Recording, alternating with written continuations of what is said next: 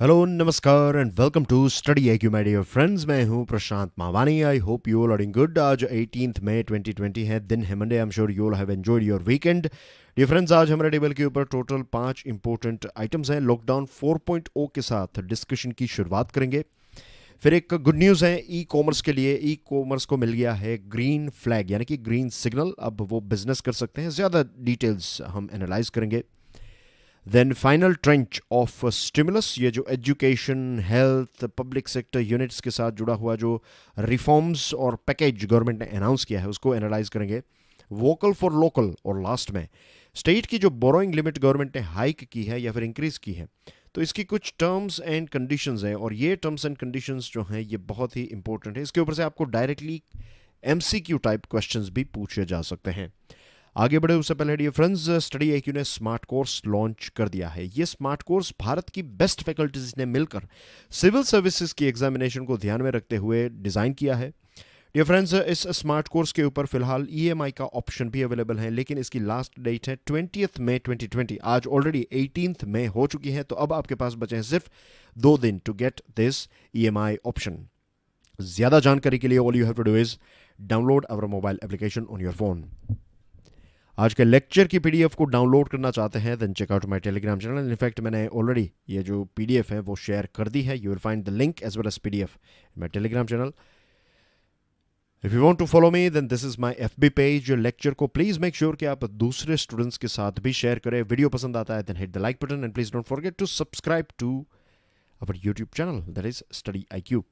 तो dear friends, lockdown जो है, लॉकडाउन 4.0 रियलिटी बन चुका है। लॉकडाउन को एक्सटेंड किया गया है फॉर 2 more weeks। 31 मई 2020 तक लॉकडाउन एक्सटेंड किया है। किसने एक्सटेंड किया है? सेंट्रल गवर्नमेंट ने इसको एक्सटेंड किया है।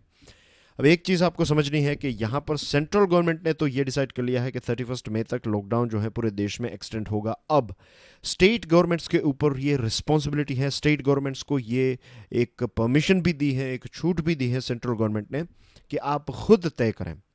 राइट, आप डिसाइड करें कि आपको किस रीजन को, किस पर्टिकुलर डिस्ट्रिक्ट को या फिर डिस्ट्रिक्ट के अंदर कोई ऐसे सिटी हैं या फिर सिटी का कोई एक पोर्शन है उसको आपको रेड जोन में रखना है, बाकी के जोन्स जो हैं उनको आपको ग्रीन और ऑरेंज में रखना है। तो ये आप खुद तय करें। तो ये एक सबसे बड़ा बदलाव है। जो लॉकडाउन 1.0 था या फिर 1.0 जो था, उससे लॉकडाउन 4.0 जो है वो काफ़ी लिबरल होगा, क्योंकि यहाँ पर जो मेन इंटेंट है गवर्नमेंट का वो यही है कि जल्द से जल्द हम इकोनॉमिक एक्टिविटीज़ को रेज्यूम करें। इसका मतलब ये नहीं है कि कोरोना वायरस के केसेस को होने देंगे, not at all. Lives as well as livelihood, right, हमें जीवन भी बचाना है और इसी के साथ साथ जो लोगों के रोजी रोटी या फिर जो हम कहते हैं ना इनकम का सोर्स है, लाइवलीहुड, वो भी हमें मेंटेन रखना है। तो एक फाइन बैलेंस रखने की कोशिश जो है central government as well as state government, और इसी के साथ हर एक व्यक्ति की भी इंडिविजुअल रिस्पॉन्सिबिलिटी यही होगी कि हम ये मेक श्योर करें कि जो भी रूल्स एंड रेगुलेशंस हैं उसको हम फॉलो करें। Centre has significantly eased restrictions outside containment zone. Central government ने काफ़ी सारी छूट दी है। 2 इन्फोग्राफिक हैं, I will take you through it in a minute. और एक और चीज़ यहाँ पर before we move ahead, infographic में बहुत सारी चीज़ें हैं। तो एक चीज़ है कि जो कंटेनमेंट जोन्स हैं वहाँ पर एग्रेसिवली, बहुत ही इंटेंसिव कॉन्टैक्ट ट्रेसिंग और हाउस टू हाउस सर्वेलेंस किया जाएगा, ताकि जितने लोगों को कोरोना वायरस के एसिम्टोमेटिक, सिम्टोमेटिक केसेस हैं तो उनको आइसोलेट करना, उनकी जो भी ट्रीटमेंट है वो ट्रीटमेंट को हम जल्द से जल्द स्टार्ट कर सकें और जल्द से जल्द इस वायरस को कंट्रोल कर सकें। अब इन्फोग्राफिक नंबर 1 को देखते हैं। More open than shut. Green light की बात करें तो ज़्यादातर कुछ ऐसी एक्टिविटीज़ हैं जिसके ऊपर प्रोहिबिशन रखा गया है, वरना सारी एक्टिविटीज़ जो हैं इर्रेस्पेक्टिव ऑफ जोन उनको ग्रीन सिग्नल मिल चुका है। स्पोर्ट्स कॉम्प्लेक्स की बात करें तो आप स्पोर्ट्स कॉम्प्लेक्स जो हैं उसको खोल सकते हैं। फॉर एग्जांपल क्रिकेट मैच जो हैं वो कंडक्ट कर पाएंगे, लेकिन ऑडियंस या फिर स्पेक्टेटर्स जो हैं वो अलाउड नहीं होंगे।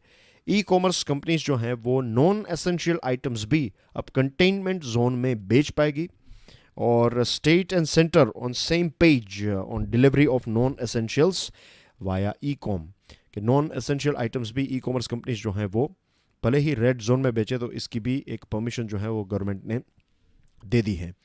आरोग्य सेतु ऐप को लेकर कुछ कंट्रोवर्सीज हुई थी। याद है आपको? कुछ टाइम पहले हमने डिस्कशन की थी कि होम मिनिस्ट्री का जो नोटिफिकेशन था कि अगर किसी व्यक्ति ने इसको डिलीट कर दिया, for example Aarogya Setu app को, और फिर भी वो अपनी जॉब पर जा रहा है वो व्यक्ति, तो फिर ऐसे व्यक्ति जब पकड़े जाएंगे तो इनको नहीं लेकिन इनके जो बॉस हैं, मैनेजमेंट जो है, उनको सज़ा होगी। इस चीज़ को सेंट्रल गवर्नमेंट ने हटा दिया है।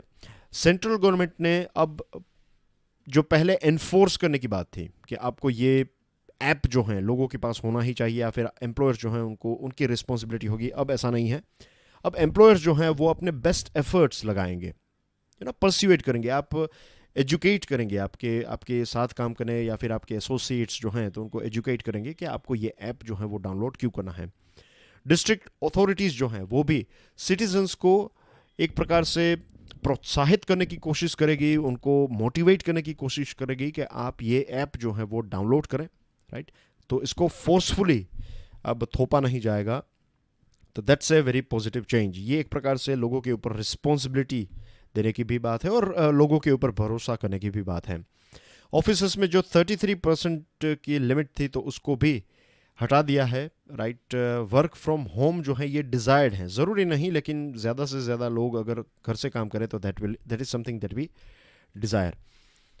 एयर ट्रैवल, मेट्रो सर्विसेज बंद रहेगी क्योंकि ज़्यादातर स्टेट्स जो हैं उनका यही ओपिनियन है कि एयर ट्रैवल और मेट्रो सर्विसेज और ये सारी चीज़ें जो है वो बंद रहेगी। ख़ास करके educational institutions, religious places, hotels, restaurants, cinema halls, shopping malls, ये सारी चीज़ें भी बंद रहेगी। स्टेट्स और यूनियन टेरिटरीज जो हैं वो अपने अपने हिसाब से अलग अलग जगहों पर कुछ प्रतिबंध जो हैं, प्रोहिबिशन जो हैं वो लगा पाएंगे, और डॉक्टर्स, पैरामेडिक्स और नर्सिंग स्टाफ को आप क्रॉस बॉर्डर एक स्टेट से दूसरे स्टेट में भी अगर किसी डॉक्टर्स को, पैरामेडिक्स को और नर्सिंग स्टाफ को जाना है तो उनको रोका नहीं जाएगा, उनको जाने की परमिशन है। ये एक ग्रीन सिग्नल मिल चुका है डॉक्टर्स, पैरामेडिक्स और नर्सिंग स्टाफ को। फिर inter state travels, cabs allowed, तो यहाँ पर कुछ ऐसी अलाउड और नॉट अलाउड चीज़ें हैं, तो I will quickly take you through it, right. 2-3 चीज़ें तो हमने यहाँ पर डिस्कस कर ली ऑलरेडी, राइट। ये सारी चीज़ें जो हैं वो अलाउड नहीं है। जिम्स जो हैं वो भी बंद रहेंगे, स्विमिंग पूल्स बंद रहेंगे, मॉल्स, मूवी हॉल्स एक्सेट्रा। और movement of people will remain prohibited across countries from 7 PM to 7 AM, रात शाम के 7 बजे के बाद और सुबह 7 बजे तक, 7 PM टू 7 AM जो हैं यहाँ पर रेस्ट्रिक्शन रहेगा पूरे देश में। डजेंट मैटर कि आप ग्रीन जोन में हैं कि किस जोन में हैं, यहाँ पर एक रेस्ट्रिक्शन होगा। एसेंशियल सर्विसेज के लिए ही आप बाहर जा पाएंगे। तो ये चीज़ें, और जो 65 ईयर से ज़्यादा जिनकी एज हैं, जिनको कोमॉर्बिडिटीज़ हैं यानी कि दूसरी बीमारियां हैं, प्रेग्नेंट महिलाएं और बच्चे, 10 साल की कम उम्र के बच्चे जो हैं, ये सारे लोग जो हैं वो घर पर रहेंगे। Market places can be opened in addition to stand alone shops. In fact salons और बार्बर शॉप्स को भी रेड जोन में खोला जा सकता है। सोशल डिस्टेंसिंग जो है वो उनको मेंटेन करना होगा। Interstate movement of vehicles and buses with consent of states, most are agreeable. They will also decide on intra-state bus services. Now the thing is कि एक स्टेट से दूसरे स्टेट्स में व्हीकल और बसेस को जाने के लिए स्टेट्स जो हैं वो ओके हैं, मीन्स स्टेट्स इसमें कोई ऐसा उनका इश्यू नहीं है। अब फिर इसके ऊपर अलग अलग स्टेट्स जो क्या डिसाइड करते हैं उसके बारे में हमें वेट एंड वॉच करना पड़ेगा। रेस्टोरेंट्स जो हैं वो होम डिलीवरी के लिए ओपन कर सकते हैं आप। यूनियन टेरिटरीज़ और स्टेट्स जो हैं वो इंटर स्टेट और इंट्रा स्टेट मेडिकल प्रोफेशनल्स जो हैं, जिसके बारे में मैंने आपको बताया कि वो अलाउ करना पड़ेगा, उनको जाना देना पड़ेगा अगर वो किसी दूसरे स्टेट में भी जाना चाहते तो। स्टेट्स जो हैं वो खुद तय करेंगे अपने जो जोन्स हैं, उसकी एक आज़ादी स्टेट को मिलेगी कि वो खुद डिसाइड करें। और बेसिकली दैट्स एवरीथिंग। एक चीज़ है, टैक्सी, ऑटो, कैब एग्रीगेटर्स और ई सर्विसेज जो हैं, e rickshaw services are no longer barred in red zones. तो रेड जोन्स में भी ये टैक्सी सर्विसेज काम कर पाएगी। और that's basically everything, right. This 33% वाला रूल तो मैंने आपको समझा दिया है। तो ये हैं कुछ इम्पोर्टेंट चेंजेस। ये सारे चेंजेस जो हैं वो सिर्फ आपको एक बार समझना नहीं है। अब मैं चाहता हूँ कि आप इसके बारे में सोचें कि इसकी इकोनॉमिकल इम्पैक्ट क्या होगी। For example I will give you one hint to think about. जैसे कैब एग्रीगेटर्स जो हैं तो उनको अब परमिशन मिली है तो वो वापस बिजनेस में आ पाएंगे और लोगों को कैटर कर पाएंगे। उन्होंने जो लोन्स ली हैं ये कार्स खरीदने के लिए, तो जितना उनका बिजनेस बढ़ेगा तो वो लोन्स भी फटाफट पे कर पाएंगे और बैंक के ऊपर भी कम स्ट्रेस होगा, और धीरे धीरे इस प्रकार से हमारी इकोनॉमी जो है वो अपने पैरों पर फिर से खड़ी हो पाएगी। To next item, e commerce gets green flag. आपको पता होगा कि रेड जोन में ई कॉमर्स जो हैं उनको टिल नाव यही एक छूट थी कि वो फूड और ग्रोसरीज को ही बेच पाएं, लेकिन अब उनको मिल गया है एक ग्रीन सिग्नल, यानी कि अब नॉन एसेंशियल आइटम्स भी जो हैं, देखिए यहाँ पर e commerce players can deliver non essentials even in red zones. तो बड़ी बड़ी कंपनीज जो हैं जैसे कि Flipkart, Amazon, Snapdeal, Lenskart, Nykaa, FirstCry etcetera अब अपने ऑपरेशंस को रिज्यूम रिस्टार्ट जो है वो फुल फ्लेज में कर पाएंगे। इसी के साथ जो कैब हेलिंग सर्विसेज है उबर और ओला, उनको भी एक परमिशन दे दी गई है, तो दे कैन ऑल्सो ऑपरेट, जिसके बारे में हमने ऑलरेडी डिस्कशन कर ली है। अब बात करते हैं एक दूसरी इंपॉर्टेंट आइटम के बारे में, final tranche of stimulus. Nirmala Sitharaman ji ने फाइनल एक जो पैकेज बाकी था, कुछ एरियाज ऐसे थे जो बाकी थे, तो उनको ध्यान में रखते हुए उन्होंने पैकेज जो है वो अनाउंस कर दिया है। Finance minister Nirmala Sitharaman said the government will amend the Insolvency and Bankruptcy Code (IBC) to exclude debt taken during the COVID-19 outbreak and suspend any fresh resolution filings for up to 1 year. इसका मतलब यह है कि अगर आपने कोई loan या फिर ऐसी चीज़ ली है ये कोविड-19 के आउटब्रेक के टाइम पर, तो वो चीज़ें और 1 सालों के लिए आईबीसी जो है, इंसॉल्वेंसी एंड बैंक्रप्सी कोड जो है वो उसको सस्पेंड किया गया है, ताकि आपके ऊपर कोर्ट के केसेस जो हैं वो ना हो। No fresh insolvency to be initiated for 1 year under IBC. Government ने एमजी नरेगा में 40,000 करोड़ रुपीस एडिशनल इंजेक्ट किए हैं। 40,000 करोड़ रुपीस एक बहुत बड़ी अमाउंट है, और ये जो 40,000 करोड़ रुपीस हैं, तो इससे जो वर्कर्स हैं उनको एक रिलीफ मिलेगी, खास करके वे सारे लोग जो गांव वापस चले गए हैं, तो उनको उनके ही अपने गांव में कुछ ना कुछ काम जो है, वर्क जो है वो मिल जाएगा, और उनको काम मिलेगा तो उनके पास आएंगे पैसे। ये पैसे जो आएंगे तो इससे रूरल इकोनॉमी जो है उसको भी एक बूस्ट मिलेगा, तो that will be a good thing. और इसी के साथ साथ इंजीनियरिंग के साथ हम कंस्ट्रक्शन और जो भी सोशल इंफ्रास्ट्रक्चर क्रिएट करना है वो भी हम क्रिएट कर पाएंगे। एक इंपॉर्टेंट पॉइंट यहाँ पर मैं आपके साथ तो शेयर कर रहा हूँ, इसको हम विस्तार से समझेंगे। अभी जो लास्ट टॉपिक है वो इसी के साथ जुड़ा हुआ है।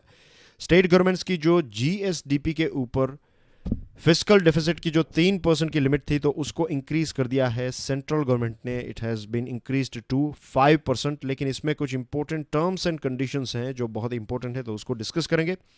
फिर है जो पब्लिक सेक्टर एंटरप्राइजेस हैं, यानी कि गवर्नमेंट की जो कंपनीज हैं, तो जो नॉन स्ट्रेटेजिक सेक्टर में हैं, नॉन स्ट्रेटेजिक सेक्टर यानी कि ऐसे कुछ सेक्टर्स जिसमें फॉर एग्जांपल डिफेंस या फिर ऐसे बहुत सारी एरियाज़ हैं जहाँ पर जो स्ट्रेटेजिक यानी कि ऐसी कुछ चीज़ें हैं, ऐसे कुछ बिजनेसेस हैं जो गवर्नमेंट के पास ही होने चाहिए, ये बिजनेसेस जो हैं वो प्राइवेट के पास नहीं होने चाहिए।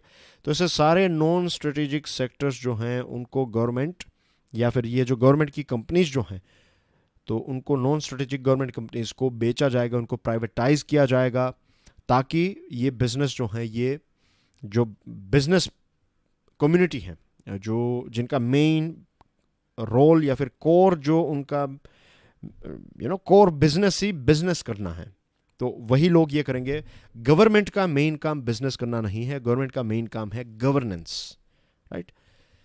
तो ये चीज़, ये डिसीजन भी काफ़ी इंटरेस्टिंग है, और मैक्सिमम 4 पब्लिक सेक्टर एंटरप्राइजेस जो हैं वो स्ट्रेटेजिक सेक्टर में अलाउ की जाएगी, बाकी जो हैं उनको बेच दिया जाएगा। उसका बेसिकली होगा डिसइन्वेस्टमेंट।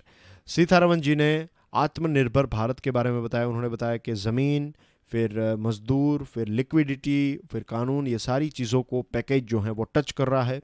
रिफॉर्म्स की बात करें तो आप देखिए यहाँ पर न्यू डेफिनेशन फॉर एमएसएमई, जिसके बारे में हमने चर्चा की थी। आपके लिए एक चलिए प्रश्न है, प्रश्न ये है कि माइक्रो, स्मॉल और मीडियम, इनकी जो डेफिनेशन है उसमें बदलाव किया गया है। तो बताइए कि क्या क्या इसमें बदलाव, मीन्स अब माइक्रो की नई डेफिनेशन क्या है, स्मॉल की नई डेफिनेशन क्या है, और मीडियम की नई डेफिनेशन क्या है, ये आपको कमेंट सेक्शन में बताना है, राइट। ये आपके लिए आज का इंपॉर्टेंट क्वेश्चन है। और इसका आंसर आई एम एक्सपेक्टिंग खास करके रेगुलर स्टूडेंट्स जो हैं आप सभी को आंसर देना है, क्योंकि इसके ऊपर से डायरेक्टली आपको प्रश्न पूछा जा सकता है।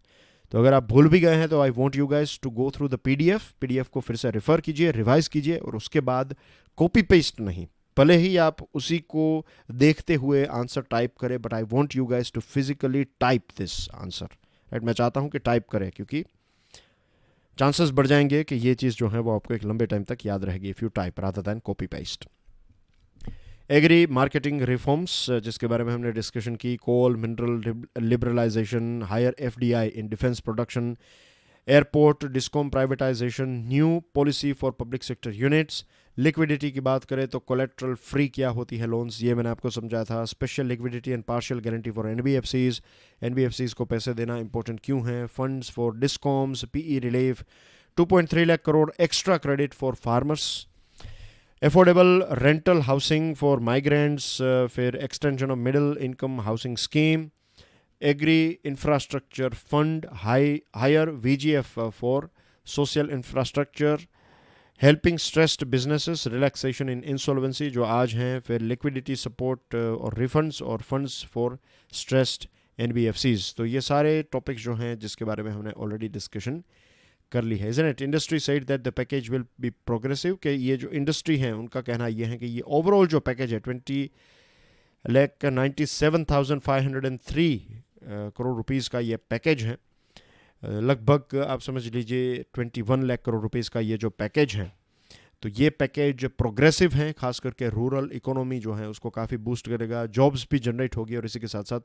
हेल्थ केयर इंफ्रास्ट्रक्चर जो है उसमें भी एक बूस्ट हमें देखने को मिलेगा। इसी के साथ ये जो पैकेज है इसमें हेल्थ और वेलनेस सेंटर्स में ज़्यादा, खास करके ग्रास रूट लेवल पर जो हेल्थ एंड वेलनेस सेंटर्स हैं तो उनमें ज़्यादा इन्वेस्टमेंट करना, हर एक डिस्ट्रिक्ट में इन्फेक्शियस डिजीज़ हॉस्पिटल्स क्रिएट की जाएगी, फिर ब्लॉक लेवल पर पब्लिक हेल्थ डायग्नोस्टिक और टेस्टिंग लेबोरेटरीज क्रिएट की जाएगी। एजुकेशन की बात करें तो प्राइम मिनिस्टर ई विद्या मल्टी मोड ऑनलाइन एजुकेशन में one nation one digital platform, जिसमें दीक्षा प्रोग्राम के तहत ई एजुकेशन और डेडिकेटेड टीवी चैनल्स जो हैं उसकी शुरुआत की जाएगी।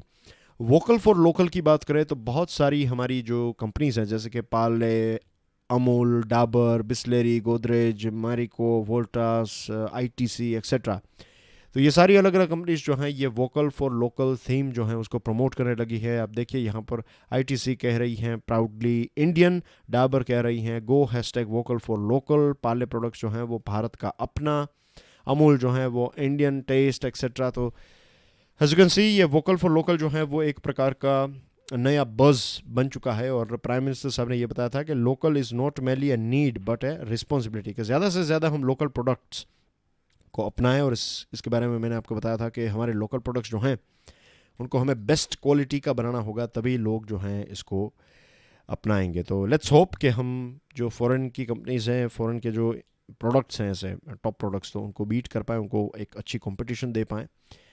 और एक कंपनी है आईटीसी सिगरेट बिजनेस में भी हैं और आटा और बिस्किट और ये सारी चीज़ें भी बनाती हैं, विवेल सोप्स एंड एक्सेट्रा।